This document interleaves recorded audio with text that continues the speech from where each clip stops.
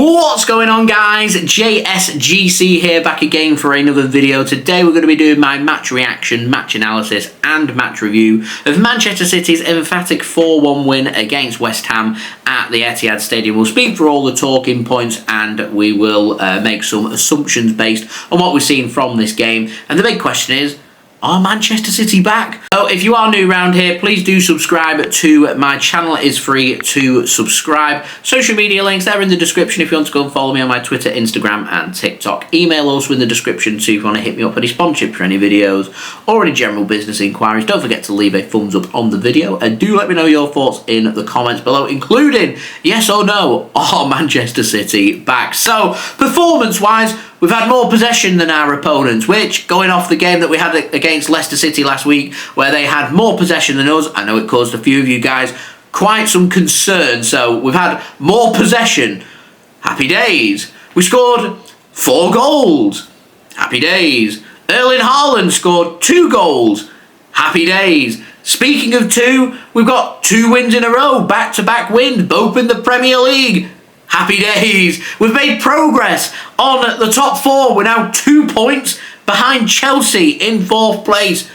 Happy days. We did concede, so we can't have everything. No clean sheet, unfortunately, for Manchester City. And if I'm being completely honest with you guys, West Ham had an abundance of opportunities to score goals in this game. And that probably is my biggest takeaway from this match. I thought Manchester City managed the game really well. We were really clinical in front of goal, and we're finding ways to manage games to be able to win them. Now, I mentioned in my stream that I've got PTSD from Manchester City's game against Feyenoord, where we're 3-0 up, the game's won, the game's done and dusted, we're into the final 15 minutes, and we blew it all out of the water, and we ended up dropping points in that game, finishing 3-3. So sometimes when you get yourselves into a really comfortable position, it's about keep pushing and wanting to go for the next goal and keep going for the next goal. And I'm happy that once City had got 1-0 up, we didn't stop pushing to get that second goal, and when we got that second goal, we got into the second half, we continued looking for the third goal, and when we got the third goal, we continued looking for the fourth. And I wouldn't expect Manchester City to blow a 4-0 lead at any one point in the game. I know there were 20 minutes left and West Ham grabbed the equaliser and was all thinking, oh, I don't want this to be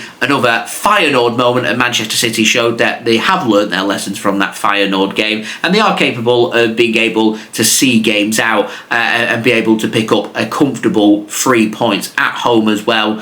So yeah, I'm very happy from that point of view. I weren't too happy about Manchester City's defensive performance in this game. I thought they were wide open at times, and had West Ham been more clinical in front of goal, this would have been a very close game. West Ham actually had more shots than Manchester City, a lot more shots. City were 10 shots in this game, with West Ham having 17 shots, but the problem was City were getting shots on target. West Ham, 17 shots, just 4 on target, come away with a goal, but they've not been clinical. And that might have been a different story had Michail Antonio not been in that road traffic accident and been fit for this game, or had Jarrod Bowen not picked up an injury last week in the game against Liverpool and been available for that game, for this game as well. So they're the lessons that Manchester City have to learn going forward, because our next Premier League game away against Brentford have shown from their game today against Southampton, scoring 5 goals, that they are clinical, they do know how to score goals, they do want to attack, and they want to take the game to Manchester City. So City are going to have to turn up and play a really solid defensive performance whilst continuing to be clinical in front of goal. But there's plenty of positives to take. We know we're not playing again in the Premier League for 10 days. I imagine the players are going to have a couple, maybe 2 or 3 days off here at the beginning of the week coming up, and the players can start to put their feet up and rest and relax a little bit heading forward in what's going to be a really busy winter for Manchester City. So to get back-to-back wins at a crucial part in the season and make some gains on Chelsea in the top 4 as well, to me is a good way to start the second half of the season and a good way to start 2025 winning ways as well. Other than that though, for Manchester City, it was pretty much a very comfortable game, and the kind of game that we really needed. And to me, we're just starting to see the momentum turn. And I know I've titled the video and spoken about are Manchester City back, and I know we're all going to sit here and say that City are not back to their scintillating best. We know that. but Manchester City are improving and getting better, and the fact that we've found ways to get Erling Haaland involved more in the game, we're seeing the very best out of Savinho, and we're linking up much better in attack, makes me feel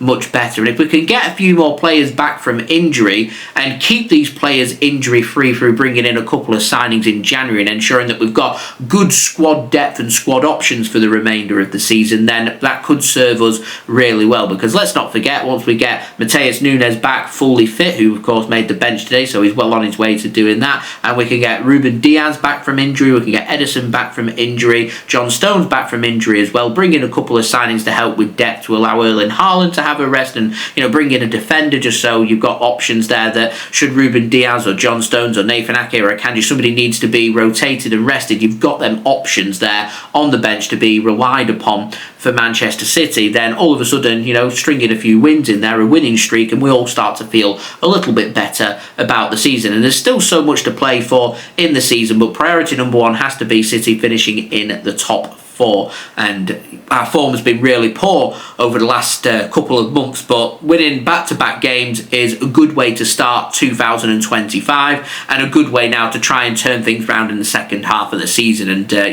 we've got our next game against Salford, take things one game at a time, focus on that, see if we can make progress, win another game at home. I know it's against a League 2 side and we're all expecting Manchester City to turn up and win, but it's a competitive game of football. You can't just turn up and expect to win. You've got to play the game, and you've got to play a good game to be able to win that, so we can put in a good performance, get through to the 4th round, make it 3 wins in a row, unbeaten in 4 games is a good way to approach what's going to be a difficult Premier League game in 10 days' time against Brentford away from home. So that's what we've got to be preparing for next going forward. But as of right now, lots of positivity, lots of things to be grateful for, and things just starting to turn for Manchester City and going our way once more. So if we can continue that through January could just be the month that City turn their fortunes around, and this is a really good way to start 2025 and the month as well. On a final note, I just want to give a very special shout out to Savinho. How good has he looked over the last couple of games playing on that left hand side?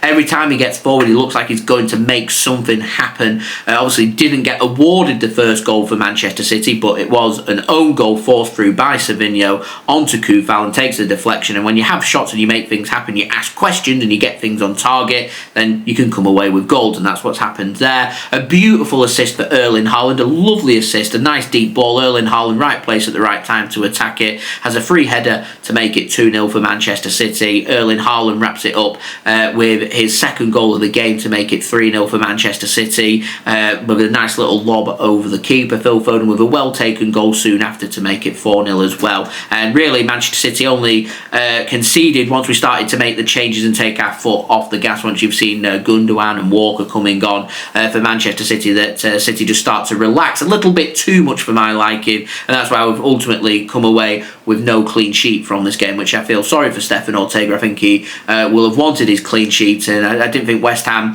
whilst they were having shots, didn't look like they were going to be scoring in this game, so it was disappointing to be able to concede. But we're going to nitpick, and we're going to be looking for ways forward, and I think if we can just find ways to limit teams' chances, especially around our own 18-yard box, then that'd be a really good way of going about approaching the game against Salford City and also against Brentford as well. Limit our opponents to nothing. If we can be clinical in front of goal and create a few opportunities, we can come away with really comfortable wins. But good game management today from Manchester City. We've made progress on the top 4. We've got back-to-back wins. We've won this game. We've scored 4 goals.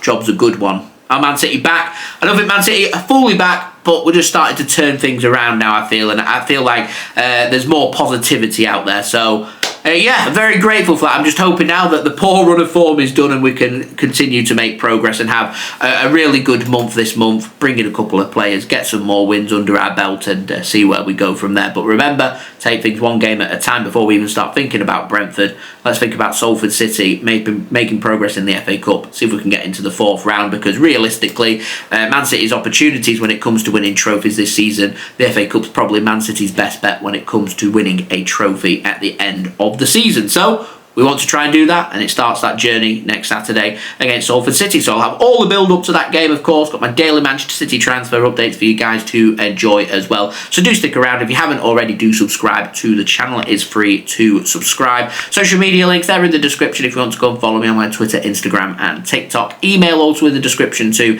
If you want to hit me up for any sponsorships for any videos or any general business inquiries, don't forget to leave a thumbs up. That'd be much appreciated, and do get your thoughts in the comments below, and I'll see you all again real soon for the next video. So I've been JSGC. Thank you everyone for watching. Hope everyone is safe and well. Peace. Ciao for now.